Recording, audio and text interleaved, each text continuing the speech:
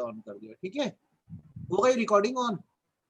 जैसे आप अपॉइंटमेंट पढ़ना बेटा, तो सबसे पहले याद रखना जब कंपनी बनती है तो कंपनी के जो शुरुआती डायरेक्टर होते हैं उन्हें फर्स्ट डायरेक्टर्स बोला जाता है। क्या बोला जाता है? First director. ये आप ये बात जानते हो कि जब कोई कंपनी बनाई जाती है तो उसमें मिनिमम नंबर ऑफ डायरेक्टर शुरू से चाहिए। जैसे प्राइवेट कंपनी में 2 डायरेक्टर, पब्लिक कंपनी में मिनिमम डायरेक्टर 3, और वो 1 पर्सन कंपनी में 1 डायरेक्टर। सही बात? क्या है, कंपनी अभी इनकॉर्पोरेट हो रही है तो उतने शेयर होल्डर तो है नहीं, है ना। तो ये मानते हैं कि कंपनी के फर्स्ट डायरेक्टर वो है whose name is mentioned as first director in article of association। किसको माना जाता है कंपनी का फर्स्ट डायरेक्टर? जैसे आपको तो ये जैसे एक आर्टिकल ऑफ एसोसिएशन है, ठीक है, ये कंपनी का एओए है।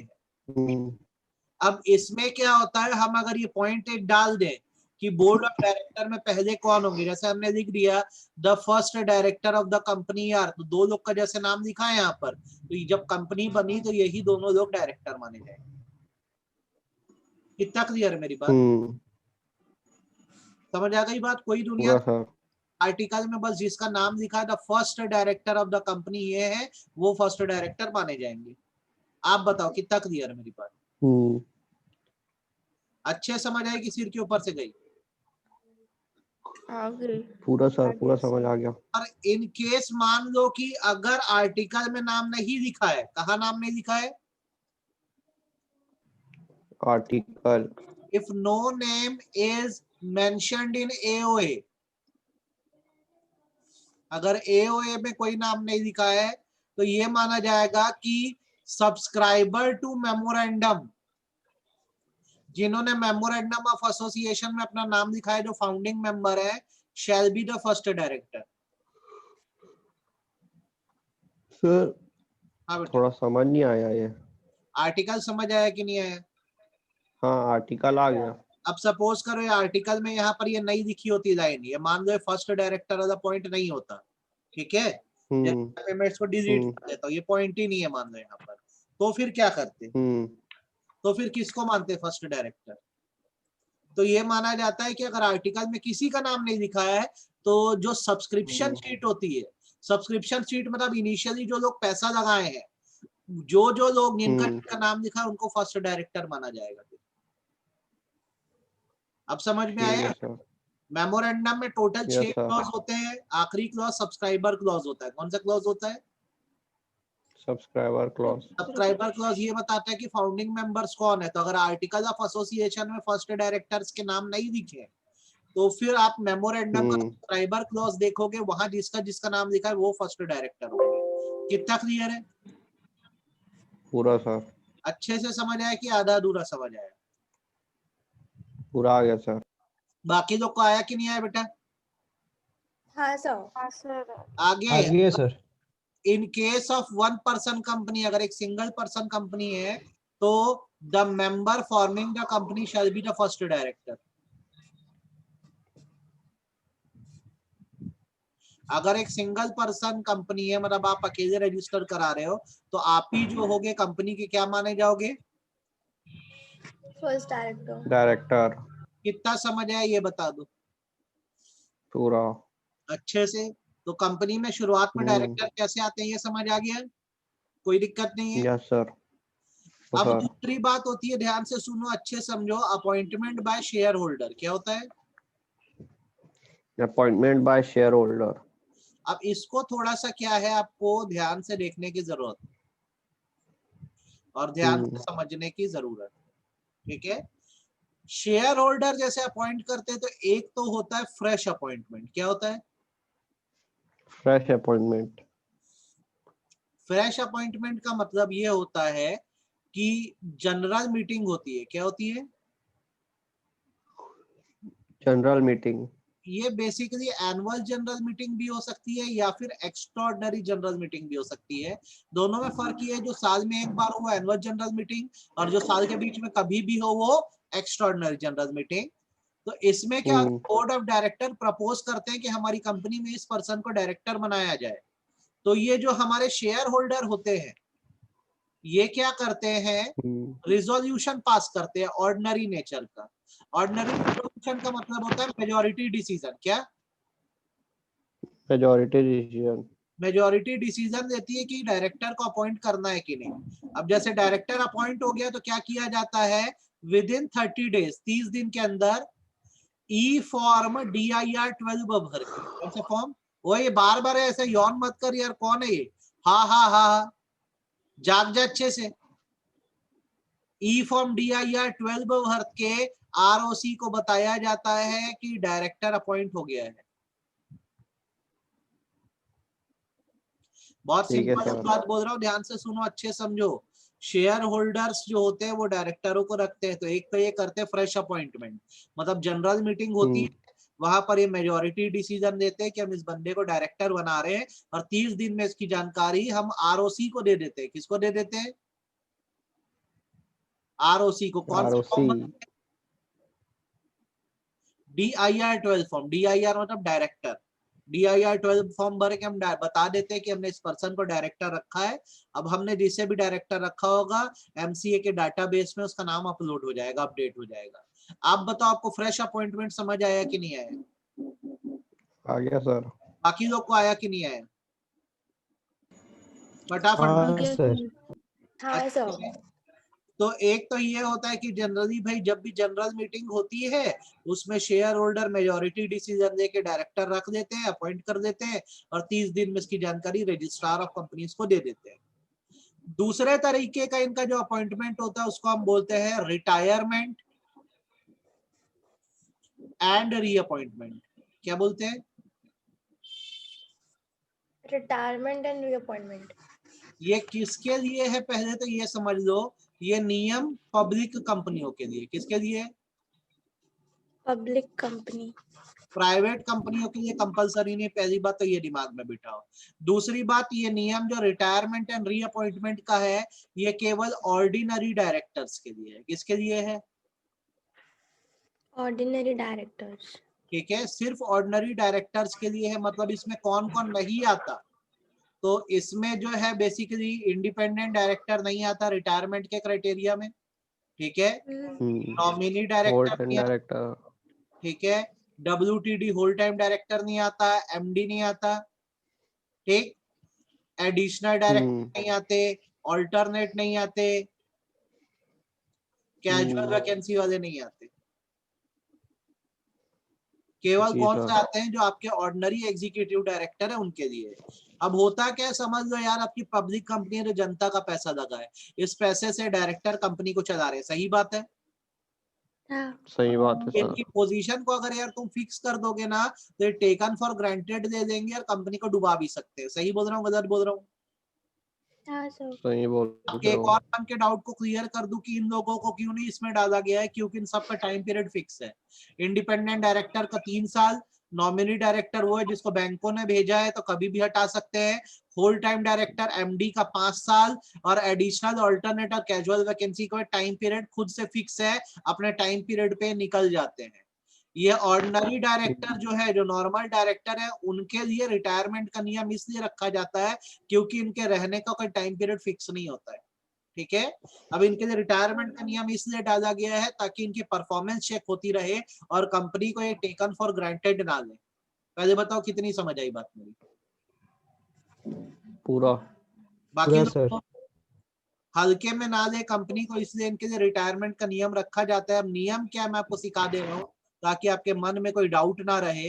सपोज करो मेरे यहाँ 12 डायरेक्टर है। कितने डायरेक्टर है? 12। मैं बोलता हूँ सारे ऑर्डिनरी हैं।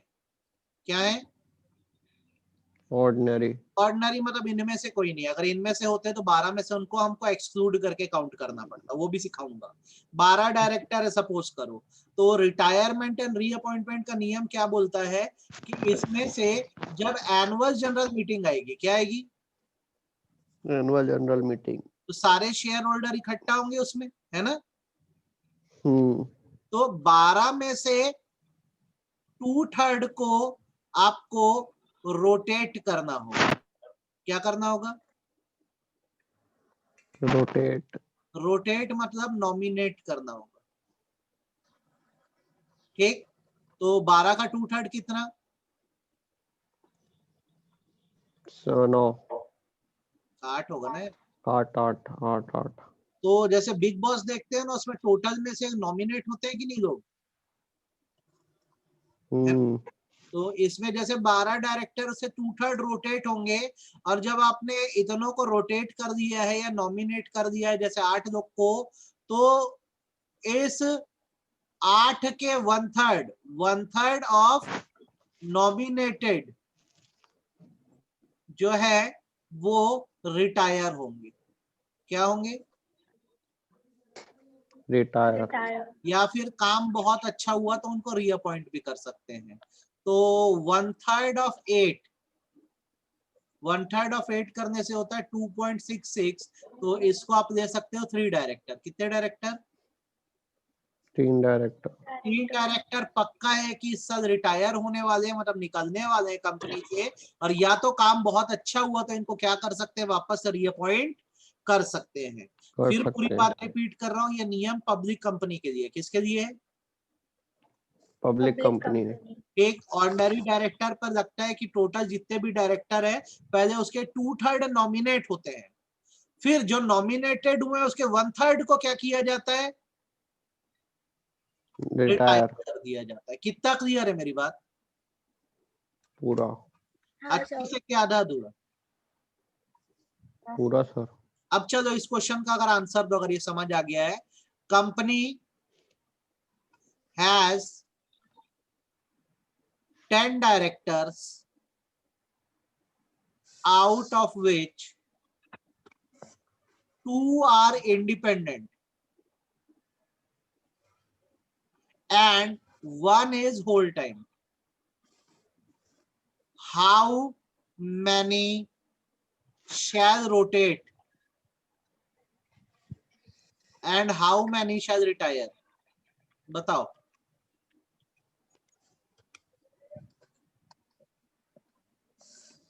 बोलो,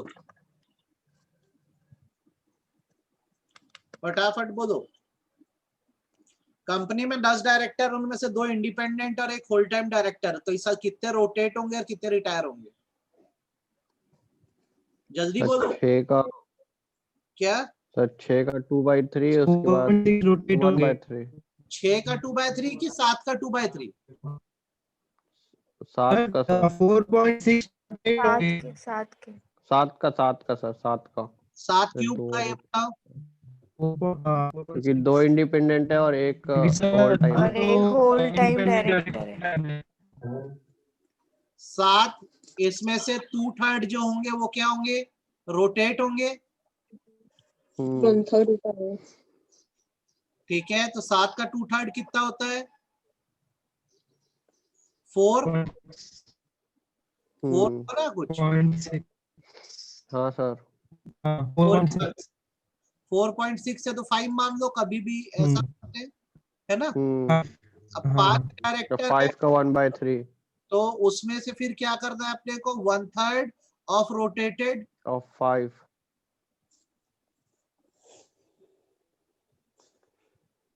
कितने हो रहे? 1.6 मतलब 2 डायरेक्टर। 1.6 समझ आया कि नहीं है ये बताओ।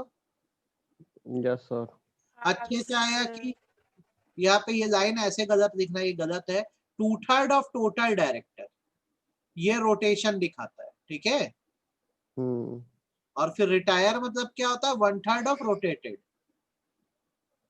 अच्छे से बात क्लियर हुई कि नहीं ये बता दो। आ गई सर, पूरी आ गई। मन में, जीवन में कोई समस्या? No sir. अच्छा, अब इसमें से ना अलग अलग तरह के कई सवाल आते हैं। जैसे सवाल एक ये है कि एजीएम हुई, ठीक, 2 डायरेक्टर रिटायरमेंट के उसमें आ रहे हैं। कितने डायरेक्टर आ रहे हैं? 2 director.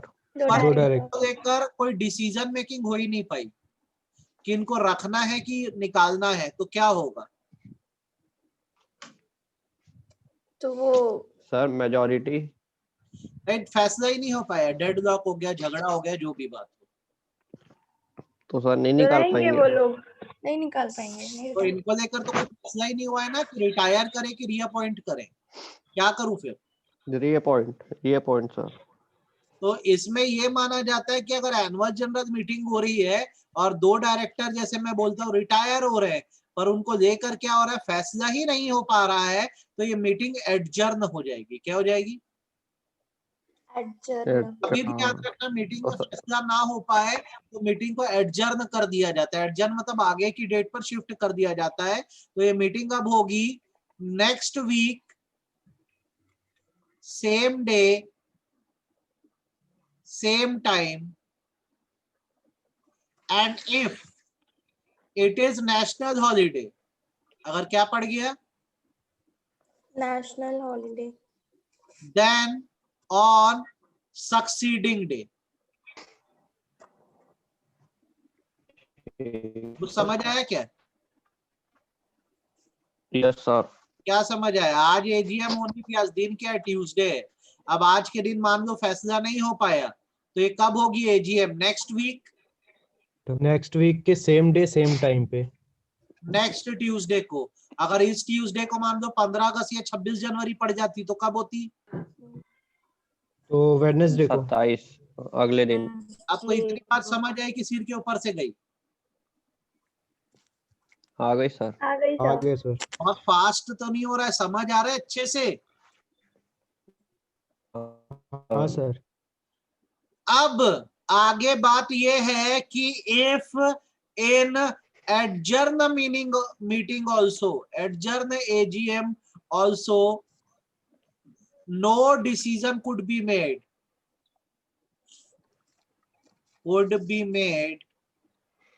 for retirement or reappointment. अब क्या करूं? Then the director shall continue his position. Director अपनी पोजीशन पे बना रहेगा, नहीं हटेगा। कितना क्लियर हुई मेरी बात? मीटिंग एडजर्न करे थे, एडजर्न मीटिंग में भी नहीं फैसला हो पाया, तो फिर वो डायरेक्टर अपनी जगह पर 1 साल के लिए और बना रहेगा। ये बात क्लियर है? Okay sir. Yes sir. Yes sir. हाँ बेटा। एक्स्ट्रा जनरल मीटिंग में नहीं कर सकते? क्या चीज? एक्स्ट्रा डायरेक्टर जनरल मीटिंग तब बुलाओ ना जब साल के बीच का टाइम हो। अगर एनुअल जनरल मीटिंग हो रही है ना, जैसे, है ना, तो उसमें ही रिटायरमेंट का नियम चलता है। फ्रेश अपॉइंटमेंट के लिए साल के बीच में कभी करना हो तो हम क्या करते हैं, ईजीएम बुलाते हैं, ठीक है। अदरवाइज एनुअल जनरल मीटिंग में सारे शेयर होल्डर इकट्ठा हुए हैं, तो रिटायरमेंट और रीअपॉइंट करने का काम, या उसी समय अगर किसी डायरेक्टर नए डायरेक्टर को रखना है तो वो काम सब एजीएम में किया जाता है। क्लियर है मेरी बात? ठीक है। कितना क्लियर हुआ ये बताओ, पूरा कंसेप्ट अभी तक कितना क्लियर है? पूरा सर। आ गया सर। बाकी लोग को, साक्षी, लाची, गुंजा, श्रुति, ऋषिता, आ गया सर। हाँ सर। तो वैल्यू बेस्ड क्वेश्चन क्लियर है सर पूरा। कैसे कैसे वैल्यू बेस आ सकते हैं, समझ आ रहा है आपको? आपको जो मैंने हाँ पोजीशंस बताई है, इनमें से वैल्यू बेस्ड क्वेश्चन आपको आ सकते हैं, ठीक है। तो आपको दोनों तरह के फर्स्ट डायरेक्टर समझ आया कि नहीं आया? हाँ सर। आपको शेयर होल्डर कैसे कैसे अपॉइंटमेंट करते हैं? अगर फ्रेश अपॉइंटमेंट है तो ये एजीएम में भी हो सकता है, और साल के बीच में करना है तो ईजीएम में भी। तो इसमें क्या पास किया जाता है? Ordinary resolution. क्या पास किया जाता है? Ordinary resolution. जब अपॉइंट हो जाए तो 30 दिन के अंदर क्या जमा करना है? DIR 12 हो गया। रिटायरमेंट रीअपॉइंटमेंट का प्रोविजन पब्लिक कंपनियों के लिए केवल है, जिसमें आपके ऑर्डिनरी डायरेक्टर में से कितने रोटेट होते हैं? 2/3 रोटेट होते हैं, और रोटेटेड के 1/3 क्या होते हैं? रिटायर होते हैं। ये नियम समझ आ गया अच्छे से? अब तीसरे तरह का डायरेक्टर जो मतलब रख सकते हैं, या तीसरे तरह का अपॉइंटमेंट जो शेयर होल्डर कर सकते हैं, एक तो फ्रेश हो गया, एक रिटायरमेंट एंड रीअपॉइंटमेंट हो गया, और तीसरा जो होता है उसको बोला जाता है इंडिपेंडेंट कैंडिडेचर। क्या बोला जाता है? Independent candidature. नॉर्मली होता क्या है कि जैसे एक कंपनी चल रही है, तो ये क्या करते हैं, इनके जो शेयर होल्डर्स होते हैं, क्या होते हैं? शेयर होल्डर्स होते हैं, एम्प्लॉइज होते हैं, इनमें से ये चूज कर देते हैं डायरेक्टर्स को। अक्सर तो कंपनियों में यही होता है कि हम अपने शेयर होल्डर या हमारे अच्छे एम्प्लॉइज को ही डायरेक्टर बनाते हैं, लेकिन कुछ कंपनियां जो रहती है उनको चाहिए होती है आउटर चॉइस। आउटर चॉइस मतलब ये है कि शेयर होल्डर, एम्प्लॉय के अलावा अगर कोई आउटसाइडर भी चाहे, कौन चाहे? एम्प्लॉय, आउटसाइडर, कोई अच्छा, बाहरी outsider। इंसान भी चाहे तो आके अपनी डायरेक्टरशिप ऑफर कर सके। बाहरी आदमी भी बोल सके कि मैं भी डायरेक्टर बनना चाहता हूँ। बहुत सारी कंपनी इस फंडे पर भी चलती है। कंपनियों को लगता है कि शायद बाहर निकलेंगे तो डायरेक्टरों की चॉइस बहुत अच्छी है और हमको मिल सकती है, तो ऐसी कंपनियां कई बार पेपर में एक ऐड दे देती हैं कि रिक्वायर्ड डायरेक्टर्स। क्या ऐड दे देती हैं? Required directors. और नीचे एलिजिबिलिटी लिख देती हैं कि वो डायरेक्टरों से क्या चाहते हैं, मतलब क्या क्वालिफिकेशन होनी चाहिए, एक्सेट्रा एक्सेट्रा। तो जैसे पेपर में मैंने ये ऐड पढ़ा, ठीक है, अब मैं क्या करता हूँ, कंपनी में अप्लाई करता हूँ। किस बात के लिए अप्लाई करता हूँ? डायरेक्टर पोजीशन के लिए। कौन सी पोजीशन के लिए?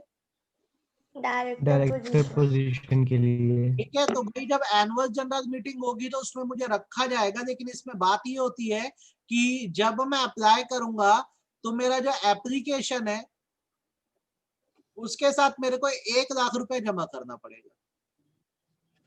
कितना? 1 लाख। 1 लाख। और अगर निधि कंपनी है, कैसी कंपनी है? सेविंग स्कीम वाली कंपनी है, तो ये अमाउंट 1 लाख से कम होके 10,000 रुपए। कितना हो जाता है? 10,000। अब क्या होता है, इस एप्लीकेशन की जो कॉपी होती है ना, कंफ्यूज मत होना बेटा, बहुत ध्यान से सुनना है। एप्लीकेशन की जो कॉपी होती है 14 days before AGM submitted to the company.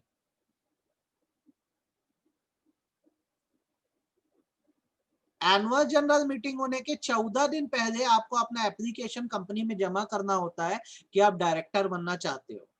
जब आप 14 दिन पहले कंपनी में इस एप्लीकेशन को जमा करते हो तभी आपका एप्लीकेशन एक्सेप्ट होता है, अदरवाइज एक्सेप्ट नहीं होता है। आपको बताओ ये बात समझ आई कि नहीं है? Yes sir. आ गई आपको? अभी तक नियम समझ आया इंडिपेंडेंट कैंडिडेचर का क्या है? आप बनोगे कंपनी में एग्जीक्यूटिव डायरेक्टर ही, पहले तो ये समझ लो। नॉर्मली कंपनियां क्या किया करती थी, अपने शेयर होल्डर या एम्प्लॉइज में से ही चुना करती थी किसे डायरेक्टर बनाए, लेकिन कुछ कंपनियां आउटसाइडर्स को ही मौका देना चाहती है तो कई बार उसके लिए ऐड दे देती है। तो अगर आप एक आउटसाइडर हो, आप बिल्कुल अप्लाई करो, 1 लाख रुपए जमा करना होगा, और एनुअल जनरल मीटिंग होने के कितने दिन पहले? 14 दिन। 14 डेज पहले। आप एप्लीकेशन जमा करो। अब क्या होगा, जब एजीएम होगी तो जो शेयर होल्डर्स है वो ऑर्डिनरी रिजोल्यूशन पास करेंगे। कैसा रिजोल्यूशन पास करेंगे? Ordinary resolution. रिजोल्यूशन का मतलब ग्रुप डिसीजन होता है। ऑर्डिनरी रिजोल्यूशन मतलब होता है 51% मेजोरिटी से फैसला लेंगे कि आपको रखना है कि नहीं रखना है। फिर जब आपको रख दिया जाएगा तो फिर 30 दिन के अंदर कौन सा फॉर्म जमा होगा? मेजॉरिटी। DIR 12। बता देंगे कि भैया आपको डायरेक्टर रखा गया है। अब इसमें बात ये होती है, आपका 1 लाख रुपए जो डिपॉजिटेड है, अगर आप अपॉइंट हो गए तो ये रिफंड हो जाता है, और अपॉइंट नहीं हुए तो ये फोरफिट हो जाता है। समझ आ गई मेरी बात? अच्छे समझ आई कि नहीं ये बताओ? इतना आ गई आ सर। गया सर। तो अभी की क्लास में मैंने आपको क्या बताया है, मैं आपको अपॉइंटमेंट पढ़ाया, तो इसमें मैंने आपको फर्स्ट डायरेक्टर का अपॉइंटमेंट बताया। आपको समझ आया कि नहीं आया? हाँ सर। आ गया सर। आपको मैंने शेयर होल्डर्स के थ्रू अपॉइंटमेंट सिखाया, तो इसमें 3 तरह के सिखाए। पहला कौन सा? फ्रेश, ये समझ आया था। दूसरा रिटायरमेंट एंड रीअपॉइंटमेंट, ये समझ आया। रिटायरमेंट एंड रीअपॉइंटमेंट का क्लॉज कैसी कंपनियों पर लगता है? पब्लिक। और तीसरा इसमें मैंने आपको बताया इंडिपेंडेंट कैंडिडेचर। कितना क्लियर है? पूरा सर। तीनों एकदम अच्छे से समझ आए कि नहीं आए, ये बताओ आप। सर आ गया हाँ पूरा बेटा, अच्छे से। फ्रेश अपॉइंटमेंट में डायरेक्टर्स कहाँ से लाते हैं शेयर होल्डर? ये आपस, जैसे कोई पुराना एम्प्लॉय है, बहुत अच्छा काम करता है, तो बोर्ड ऑफ डायरेक्टर प्रपोज करे कि उसको प्रमोट करके आप डायरेक्टर बना दो, तो शेयर होल्डर को बोलते हैं, तो शेयर होल्डर उनको रख देते हैं। जैसे बीएसपी है, भिलाई स्टील प्लांट, इसमें डायरेक्टर कहाँ से आते हैं? एम्प्लॉइज रहते हैं जो काम करते करते उनका नॉलेज बहुत अच्छा हो जाता है, तो जो बोर्ड ऑफ डायरेक्टर होते हैं वो प्रपोज करते हैं कि इस एम्प्लॉय को कंपनी में क्या बना दिया जाए? डायरेक्टर। तो ये प्रपोज करते हैं, तो इनके प्रपोज करने पर शेयर होल्डर फिर ऐसे लोग रख देते हैं। तो वो तो इंडिपेंडेंट कैंडिडेचर में आ गया ना? नहीं, क्यों आए इंडिपेंडेंट कैंडिडेचर में? आउटसाइडर थोड़ी ना है, कहाँ का पर्सन है? कंपनी के अंदर का है ना, कंपनी का है। एम्प्लॉय है। और बोर्ड प्रपोज कर रहा है, ये खुद से थोड़ी ना अप्लाई कर रहा है। खुद से अप्लाई करता तो इंडिपेंडेंट कैंडिडेचर होता ना। इसको तो बोर्ड ने प्रपोज किया ना कि आप इसे बना लो। अब बोर्ड का उतनी ताकत नहीं है, तो किससे पूछ रहे हैं वो लोग? शेयर होल्डर से। अच्छे समझ आया हाँ सर, कि डाउट है? आ गया समझ। टोटल में से कितने रिटायर होते हैं? रोटेट कितने होते हैं? 2/3। 2/3 रोटेट होते हैं। और फिर उसमें से रिटायर कितने होते हैं? 1/3। एकदम अच्छे से कंसेप्ट समझ आ गया ना? हाँ हाँ सर। तो ये आपको मैं अभी सॉफ्ट कॉपी भेज रहा हूँ, कल क्लास में हार्ड कॉपी ले लेना, तुरंत इतना पढ़ लो भैया, ठीक है? हाँ। ये फर्स्ट डायरेक्टर का अपॉइंटमेंट अभी आप पढ़ डालोगे। आप appointment by director, by direct appointment, और तैयारी है by shareholder in meeting, retirement reappointment आप पढ़ सकते हो, दिक्कत नहीं जाएगी। इंडिपेंडेंट कैंडिडेचर आप पढ़ सकते हो, आपको दिक्कत नहीं जाएगी। आप ये कर पाओगे? क्या आप ये कर? Yes sir. आज शाम को 5:30 बजे मैं क्या करूंगा, आपको आगे के कंसेप्ट बताऊंगा, ठीक है? ठीक है सर। शाम को Done, 5:30 sir. बजे आगे के अपॉइंटमेंट करते हैं कि बोर्ड ऑफ डायरेक्टर्स भी जो है, क्या वो डायरेक्टर को रख सकते हैं क्या, ये हम लोग शाम को पढ़ेंगे, ठीक है बेटा? यस सर, ठीक है सर। इतना करो, काफी है।